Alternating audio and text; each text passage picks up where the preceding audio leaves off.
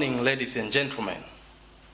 It's my pleasure to have this opportunity to share with you about these very, very important topics, which reads Tips for a Successful Publishable Research Paper. Greetings from University of Arusha, an Adventist institution for higher learning in Tanzania. I would like to take this opportunity to thank God for this wonderful opportunity. But also I thank the Northern Carribian University Administration for inviting me to be part of this series of presentations. Particularly, I want to thank my friend and Professor Daniel Alida, who informed me about this task since last year. And so welcome to share knowledge about tips for a successful publishable research paper. Let me start with the introduction. Academic journals are the most important platform for dissemination of research findings, whereby researchers can communicate their ideas through publication. Writing needs careful scientific procedures that guarantee error-free content so as to ensure confidence from the readers. Unless the appropriate rules are carefully followed in the process, the paper can be published with the errors that may mislead readers and practitioners altogether. Half-baked papers can easily be rejected or retracted from the journal after being published, or sometimes after publication, it may not be considered for academic ranking, which is very, very important for each one of us. Hence, there could be not only wastage of time and money, but also threatening the reputation of the writer. In this paper, therefore, I employed a systematic review approach to present some tips for a successful publishable academic paper. Why this topic?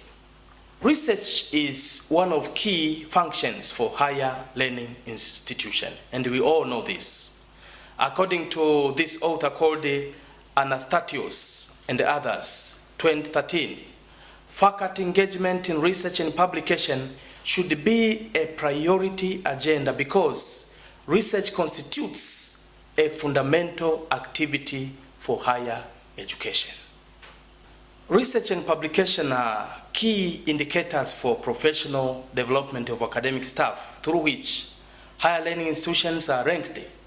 But also higher learning institutions use publications as a criteria for promoting academic staff from assistant lecturer to various levels up to the professorship. What is a research paper then? There are many ways of defining a research paper. Number one, it could mean a written material which is prepared for fulfilling academic requirements in higher learning institutions. It's also a means through which new knowledge is disseminated through education. Are two sides of the same coin, in that the writing of research paper depends on knowledge from previous researchers. But again, the publication that one does assists future researchers in their writing process. And so research and publication depend one another. Journal articles differ from traditional thesis and dissertations in that page numbers for a journal article are limited depending on the quality, the type of the journal that one wants to publish his work. Its content must be condensed, of course, without compromising the quality of the intended knowledge. Research papers require well thought out components before they can be successful. Arguments in research papers must be well organized, well articulated, well focused, and built from general to specific. Let us now see modes of publication. Research papers are published periodically, and this could be online or in printed format. However, online materials are more ideal or more recommendable than those in the printed format because of the following reasons. Number one, easy accessibility. When you publish your work in the online platform, it will be easily accessible by the readers. Number two, findability. This is made possible through search engines. Through search engines, you can search writings and papers and dissertations from various people across the world. Number three, permanent storage. Online materials are easily stored permanently. And so when you publish your paper online, it will be stored, especially when it is assigned a DOI. DOI is Digital Object Identifier. And when the journal is indexed by such platforms like DOAJ, AJOL, and many other academic platforms. Let us now look into the general guidelines for writing an article. We have 10 general guidelines. Number one, address a specific gap. Address a specific gap. When writing a research paper, you must have a specific study gap that needs to be addressed. The research gap could be in terms of content, in terms of theory, methodology, and population. Therefore, the writing begins by identification of this study gap in order to avoid repetition of what others have written in the past. According to Zikmund and others, 2009, page 112, this is what they say. A problem occurs when there is a difference between the current conditions and a more preferable condition. A gap exists between the way things are right now and the way things should be in the future. According to Creswell, 2009, researchers should not engage themselves in duplicate or redundant publications which authors present the same data, the same discussions, the same conclusions, and do not offer new materials which are anticipated by the readers. And so when you are writing a research paper, you need to come up with something new that will attract the readers to read and implement what you have presented in that particular paper. When writing a paper, one does not have to present knowledge from his or her own head, but rather the researcher needs to build knowledge by drawing wisdom from what others have written before. And therefore, a thorough preliminary review of literature from global to local perspective is very, very important. One person said, you cannot be quoted without quoting others. And so when you write, make sure you quote those authors who have written about that particular topic before, and that will strengthen your problem and make your study gap very clear to be seen by the readers. Number two, dedicate quality time for quality reading. Dedicate quality time for quality reading. When writing a research paper, you have to read carefully while examining the validity of what has been presented by previous researchers. A good researcher must be a great reader, as quality work depends on quality time of reading. It's also important to note that a good research paper cannot be produced overnight. It requires quality time for reading over and over again. When reading, you can criticize, you can evaluate, you can refute, but also you can appreciate what others have written before in that line of argument. Number three, collaborate with the others. The essence of collaboration is in that we stand on the shoulders of others. Collaborative writing adds more value as one's weakness is supplemented by the strength of others. There are many ways in which researchers can collaborate. Number one, international collaboration. This is when one author collaborates with another author from another country. Another type of collaboration is interinstitutional collaboration, whereby one researcher from one institution can collaborate with another researcher from another institution within the country. And the third one is senior-junior collaboration. And this is where a professor, for example, can collaborate with an assistant lecturer or a tutorial assistant. And that way, the junior gains more experience on how to write and present papers. All this bring efficiency and impact to the society that is being addressed. Number 4, use a variety of sources. When you're writing a research paper, you don't need to use only one source, say maybe journal articles. You need to mix. You need to use books, theses and dissertations, government reports, magazines and newspapers, and several other materials that can help you to have a holistic knowledge as you present or write your paper. Number 5, cite and reference properly. Cite and reference properly. You need to decide which style of writing you are going to use when you write your paper. We have various styles like American Psychological Association, which is applicable mostly in social sciences. But we have Carribian, which is for theology and religious studies, and several others. Each journal has its own writing style. And so, before you start writing, make sure you know what are requirements of that particular journal, and then you start. The use of other people's materials without proper citation is referred to as plagiarism or academic theft. Plagiarism is the formal presentation of or submission of words, ideas, illustrations, or diagrams of others as one's own without recognizing the source.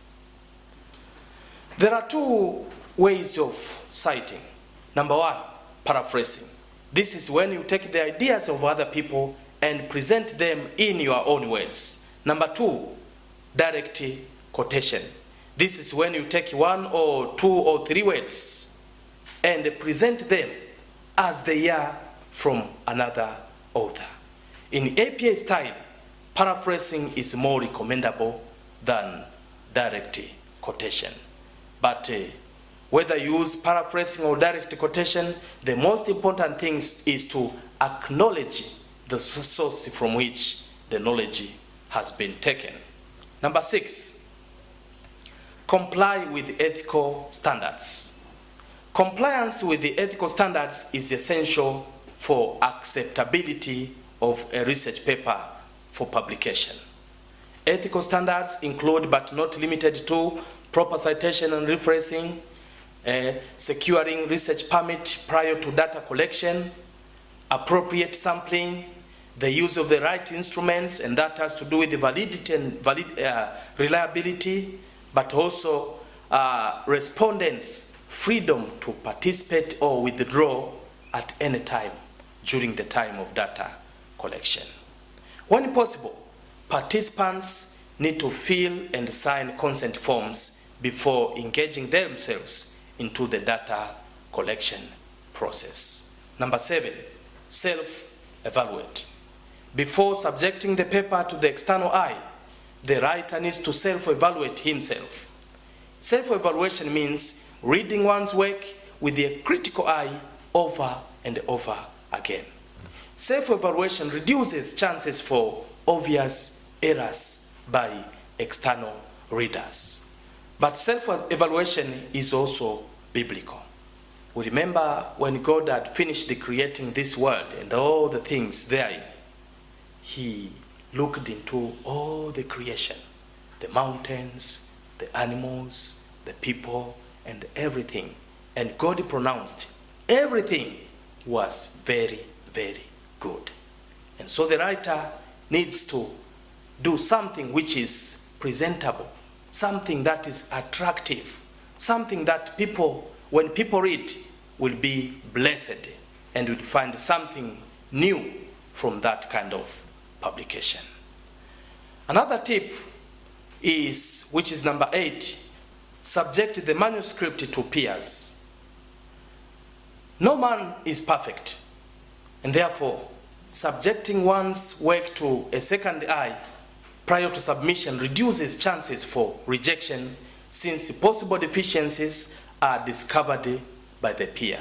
And this peer could be your colleague, could be a professor at your university, or a friend that has knowledge about the topic that you are trying to address. The peer can check the content, the methodology, and the other aspects in the paper that is being written.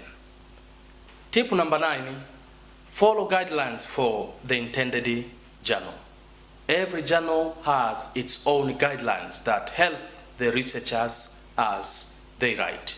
And so when you're writing a research paper, you need to know which specific journal are you going to publish your work, and you need to get acquainted with the guidelines of that particular journal so that the work may be easily accepted. Tip number 10, subject the manuscript to a reputable journal. Nowadays we have so many journals, and sometimes it's not easy to determine which one is good and which one is bad. But we have the so-called predatory journals, those which you submit the paper today and tomorrow is already online. You need to be very careful as an author to make sure that you submit your journal article or your paper to a reputable journal. Reputable journal, most of the time, may take time to review a work, but finally they come up with a paper which is attractive and presentable, and one which meets international standards. Let me now finish by highlighting on anatomy of a research paper. A research paper has various sections. The first one is topic. The topic is a general subject of the content which the person is trying to address in a research paper. This should be as short and simple as possible, yet informative. The second one is introduction. The introduction carries the general overview of the paper. It's a brief starting point of the manuscript. It presents previous related studies from the global to the local perspective, and that one helps the researcher to create a very strong study gap and a subsequent statement of the problem. The introduction also defines key variables and gives a list of guiding research questions that will also help in the results section. Number 3 is literature review. This is the heart of research, as it provides both the theoretical underpinnings and the empirical foundations, which are the keystone in knowledge construction. The theory underpins the study, while the empirical literature informs the writer on what is known versus what is yet to be uncovered. Literature review cuts across all stages of writing, right from the introduction, the review of literature, and even in the findings. You need to cite other authors as you discuss or present your findings in the paper. Part number 4 is methodology. The methodology is the roadmap of the research paper. It includes the approach and design that guides the study.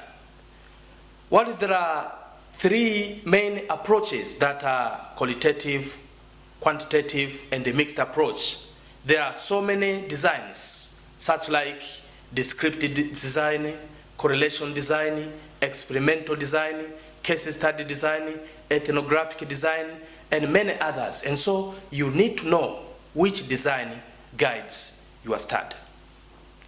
The other parts of methodology section are population and sampling, instrumentation, validity and reliability, statistical treatment of data, and ethical consideration.